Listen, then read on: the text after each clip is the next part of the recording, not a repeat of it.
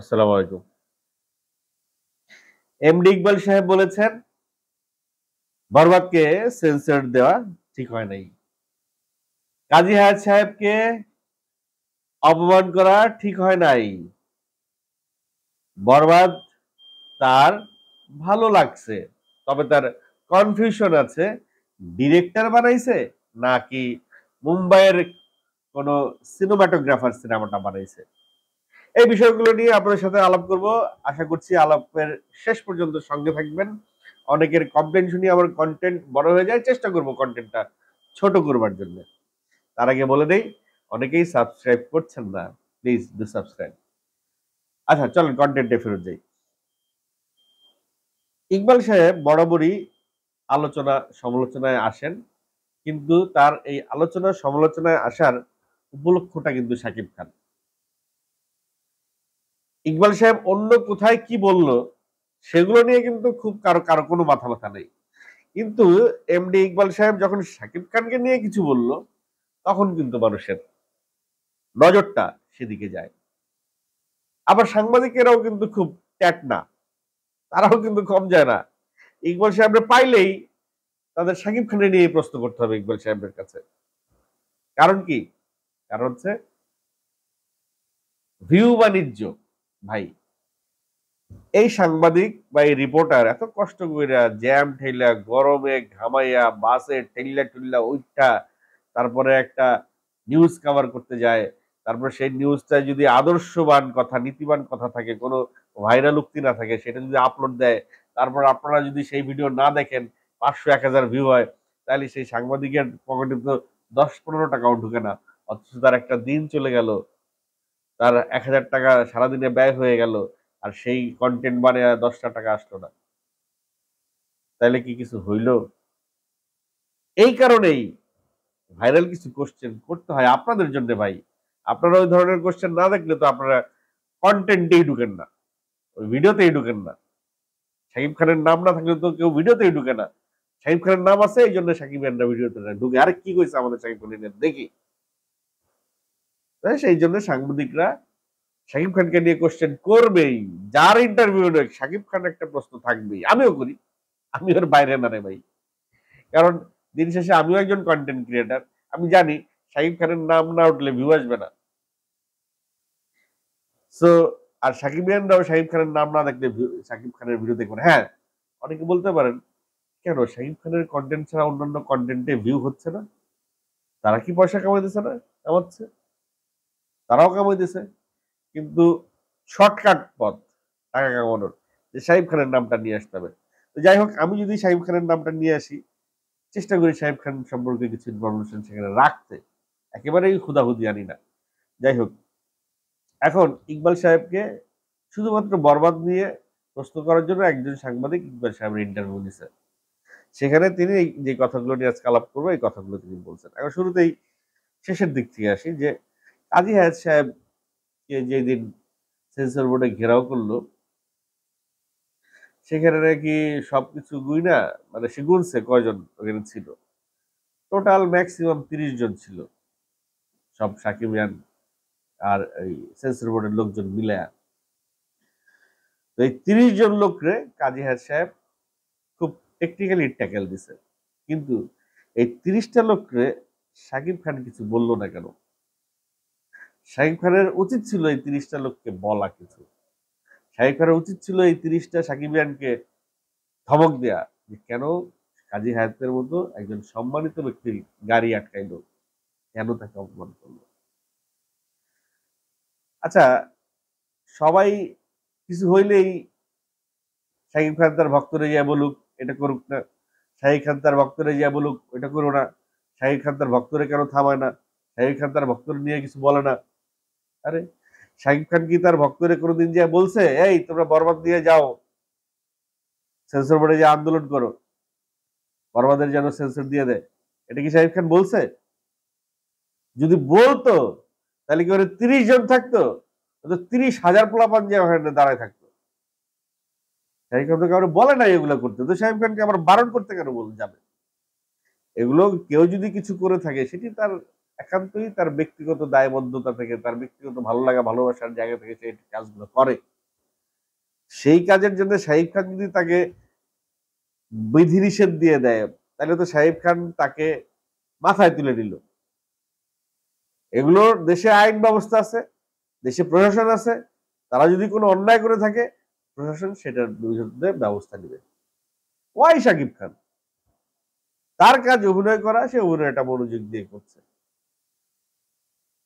আচ্ছা, যাই হোক, এখন ইকবাল সাহেবেরও তো একটা মন আছে, তার সরল মনে বলেছে সে এই ব্যাপারটা শাকিব খান যদি বলে দিত তার অডিয়েন্সকে, তার অডিয়েন্সের উদ্দেশ্যে যদি কিছু কথা সে বলতো, হয়তো তার অডিয়েন্স অনেকেই অনেক অভিযোগ তুলে তার অডিয়েন্সকে নিয়ে, এই অভিযোগগুলো হয়তো থাকতো না।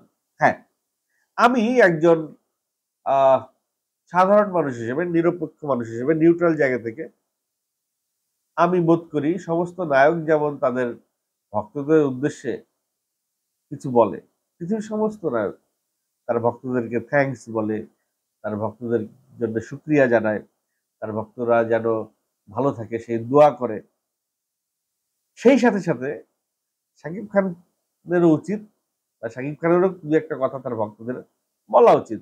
এতে করে তার ভক্তরা আরো খুশি হবে, তার ভক্তরা একটা হয়তো দিক নির্দেশনা পাবে যে ওকে ফাইন, আমাদের ভাই বলছে এই কাজ করা যাবে না, করবো না। শাকিব খানকে তার ভক্তরা কিন্তু আইডল মনে করে, জীবনের দেবদূত মনে করে। দেবদূত যদি বলে যে ভাই এই তোমরা এই কাজটা করো, তারা এই কাজটা করবে, না করলেও করার চেষ্টা করবে, কারণ শাকিব খান বলছে। নর্মালি আমাদের একজন প্রিয় মানুষ যদি আমাদেরকে কোনো কিছু করতে বলে, আমরা চেষ্টা করি সেই কাজটা করার জন্য। শাকিব খানের যারা ভক্ত আছে বাংলাদেশে, যারা সাকিবিয়ান আছে, এদেরকে যদি শাকিব খান কোনো সুন্দর পথে পরিচালিত করতে পারে, বাংলাদেশের অর্থনৈতিক কাঠামোই তো চেঞ্জ হয়ে যাবে। ধরি বাংলাদেশে 5 লক্ষ সাকিবিয়ান আছে, ধরি সাপোজ এই 5 লক্ষ সাকিবিয়ানকে যদি শাকিব খান কোন একটা কাজে ইনভলভ করে, আমার জায়গা থেকে আমি একটা কন্টেন্ট বানিয়ে ইউটিউব থেকে আনি আর যেখান থেকে আনি, একটা ডলারও যদি বাংলাদেশে ঢুকাই, আমি বাংলাদেশের জন্য একটা অবদান রাখছি। এখন শাকিব খানের যে 5 লক্ষ কন্ট্রিবিউটার শাকিব ফলোয়ার আছে, দর্শক আছে, অনেক আছে, 5 লক্ষ অনেক উপর, আমি ধরলাম একটা সাধারণ সংখ্যা। এই 5 লক্ষকে যদি শাকিব খান একটা প্ল্যানিং দিয়ে দেয় যে তোমরা তোমাদের লাইফে, হ্যাঁ সিনেমা দেখো, বিনোদন নাও, সব ঠিক আছে, কিন্তু দেশের জন্য কিছু একটা করো, করে আমাকে জানাও এটা করছি। সাপোজ এই কথাটা বললো, যেমন কমলাপুরে একটা খাবার হোটেল আছে, যে ভালো কাজের খাবার হোটেল, সে সারাদিনে কি ভালো কাজ করছে এই কথাটা জানায় সে একবেলা খাবার খায়। যদিও সবাই এই খাবার খাওয়ানো হয়, হিরোজি থেকে শুরু করে ছিনতাইকারী সবাই ওখানে খাবার খায়। ছিনতাইকারী কি ভালো কাজ করছে? সে ছিনতাই করছে, তারপরেও সে সারাদিনে যদি কোনো ভালো কাজ করে থাকে, একটা ভালো কাজের কথা মিথ্যা হইলো বললেও সে ওইটা বলে খায়। তেমনি শাকিব খান যদি একটা একটা একটা চেষ্টা যদি এরকম করে যে এরকম একটা একটা একটা একটা একটা কাজ যদি ছেড়ে রাখে যে হ্যাঁ, যারা সাকিবিয়ান আছো তারা সারাদিনে কোন ভালো কাজটা করছো, দেশের জন্য কি করেছো, এটার একটা স্ট্যাটাস দাও, প্রতিদিন একটা স্ট্যাটাস দিবা তোমরা আজকে বা গতকালকে দেশের জন্য কি করলা। দেশ কিন্তু পাল্টাই যাবে ভাই, পারে কিন্তু একজন হিরো যদি চেষ্টা করে, শাকিব খানের মতো একজন হিরো যদি চেষ্টা করে, শাকিব খান কিন্তু ডক্টর ইউনূসের মতো সে ক্ষমতায় না যায় ডক্টর ইউনূসের কাজটা সে করতে পারবে। তার ক্ষমতায় যাওয়া দরকার নাই, প্রধান উপদেষ্টা হওয়ার দরকার নেই, সে যেখানে আছে ওখান থেকে বসে কিন্তু 5 লক্ষ বেকার যুবককে কাজের মধ্যে ঢুকে দিতে পারে।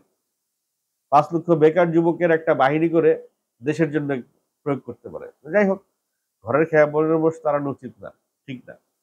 শাকিব খান যা করছে ঠিকই করছে। দেখা গেল শাকিব খান এই 5 লক্ষ ছেলে পেলেকে একটা কাজে ইনভলভ করছে, আবার সেটা নিয়ে সব মানুষ সমালোচনা করবে। তার চেয়ে ভাই সে চুপচাপ আছে, this is the best work for him. সে তার কাজটা তো সে ঠিক মতো করতেছে। সে বাংলাদেশে 16.5 কোটি টাকা দিয়ে একটা সিনেমা শাকিব খানের মাধ্যমে হয়েছে বাংলাদেশে, যেই সিনেমা বাংলাদেশে রেকর্ডের পর রেকর্ড করে যাচ্ছে, আর যে রেকর্ডের কথা শুনে অনেকের গা জ্বলতেছে। অনেকে বলতেছে যে বেদের মেয়ে জ্যোৎস্না যদি হইতে হয় তাহলে নাকি একটা সিনেমা 3.5 বছর হাউসফুল যাইতে হবে। আরে মানে যখন যারা এই কথাগুলো বলে যে বেদের মেয়ে জ্যোৎস্নার মতো একটা সিনেমা যদি বানাইতে হয়, এই সিনেমা 3.5 বছর নাকি হাউসফুল যেতে হবে। ভাই আমি এটার কোনো ব্যাখ্যা আমি দিতে চাই না। এটা হাস্যকর, হাস্যকর। এটার ব্যাখ্যা আমি দিতে চাই না। কাঞ্চন সাহেব ব্যাখ্যা দিয়ে অনেক ধরাশয়ী হয়েছে। যাই হোক, এটার ব্যাখ্যা দিতে গেলে অনেক বড় হয়ে যাবে কন্টেন্ট। আপনারা চান যে আমি কন্টেন্ট ছোট করি, এই যে অলরেডি 10 মিনিট হয়ে গেছে, কন্টেন্ট ছোট শেষ করতে হবে। আরো ইকবাল সাহেব আরো বলছে যে কি তার বরবাদ ভাল লাগছে, বরবাদের মেকিং টেকিং সবকিছু ভালো লাগছে, কিন্তু সে একটা পিঞ্চ করে গেছেন যে এটা কি ডিরেক্টর ডিরেকশন দিছে না মুম্বাইয়ের কোনো টেকনিক্যাল পার্সন ডিরেকশন দিছে। যেই ডিরেকশন দিয়ে থাক, ডিরেকশন ভালো দিছে, সিনেমা ভালো দিছে। একজন ডিরেক্টর, তিনিও তো একজন ডিরেক্টর, তিনি যদি আর একজন ডিরেক্টরকে ন্যূনতম সম্মানটা না দেয় তাহলে কিভাবে হবে? নিজেরাই যদি নিজেদের পেছনে কামড়াই তাহলে কিভাবে কিভাবে এগিয়ে যাবে? কার মানে কোন শক্তিতে এগিয়ে যাবে? অ্যাটলিস্ট একজন ডিরেক্টর হিসেবে মেহেদী হাসান হৃদয়কে তার পর্যাপ্ত ক্রেডিটটা দেওয়া উচিত ছিল। সে হয়তো বলবো আমি বলছি, যেই বানাই থাক, যেই বানাক না কেন কাজটা ভালো হয়েছে। বাট বলার ওয়েতে কিন্তু পার্থক্য আছে ভাই। যাই হোক, এটা নিয়েও যদি আরো বাহাস করি আরো অনেক কথা বলতে হবে। আরেকটা বিষয় তিনি বলেছেন যে বরবাদ থেকে মানুষ কিছু শিখবে না, বরং খারাপটা শিখবে। সে এখন এই পর্যন্ত বাংলাদেশের কোন সিনেমায় বরবাদের মতো বাজে জিনিস, এরকম জিনিস দেখে নাই যে পুলিশ মেরে ফেলে, মন্ত্রী মিনিস্টার মেরে ফেলে, এত ড্রাগস খায়, এত মদ খায়, এখনো পর্যন্ত সে দেখে নাই। তাহলে আপনারা যারা যারা দেখছেন এই বরবাদ ছাড়া এরকম জিনিস অন্যান্য সিনেমায় হয়েছে, সেই সিনেমার লিঙ্ক গুলো একটু ইকবাল সাহেবের জন্য আমার এই ভিডিওতে দিয়ে যান। ইকবাল সাহেবকে এই লিঙ্ক গুলো আমি পাঠাই দিব যে দেখেন বরবাদে এগুলো দেখছেন, বাংলাদেশের এই সিনেমাতেও এগুলো দেখছেন। 2000 পরবর্তী সাল থেকে যে সমস্ত সিনেমা বাংলাদেশে হয়েছে, যতবার দ্বীপ জল যা খাইছে সিনেমার ভিতরে ভাই, ওটার হিসাব দিতে গেলে তো আমার কন্টেন্ট 3 ঘন্টার উপরে চলে যাবে। আর কি বলবো, আর কিছু বলার নাই। দীপজল সাহেবের সময় যেসব সিনেমা হয়েছে, কাজী আছে আমরা বানাইছে, ওই যে পাট খেতে চলো, কাজী সাহেবের কাছ থেকে তো শিখছেন নাকি পাট খেতে যাওয়ার বিষয়টা? ওটা খুব ভালো মেসেজ ছিল সমাজের জন্য, ওটা সমাজের জন্য খুব ভালো মেসেজ ছিল, তাই না? তো এর বেশি কিছু আমি আর বলতে চাই না। বেশি কথা বললে আমি মানুষের চক্ষুশূল হয়ে যাব। মানুষ যা বলবে তাই আমার কাজ বলা। ইকবাল সাহেব যা যা বলছেন সেটা বললাম আপনাদের কাছে। একবার ইকবাল সাহেব ওই যে যেসব সিনেমা সে দেখেন নাই সেই সব সিনেমাগুলো একটু আপনার লিঙ্কে একটু দিয়ে যান নামগুলা, যেন ইকবাল সাহেব ওই সিনেমাগুলো দেখে তিনি বুঝতে পারেন যে বরবাদে যা দেখানো হয়েছে এরকম জিনিস এর আগেও বাংলা সিনেমায় দেখানো হয়েছে। একটু সিনেমার নামগুলো কমেন্টে লিখে যাবেন for the sake of MD Iqbal.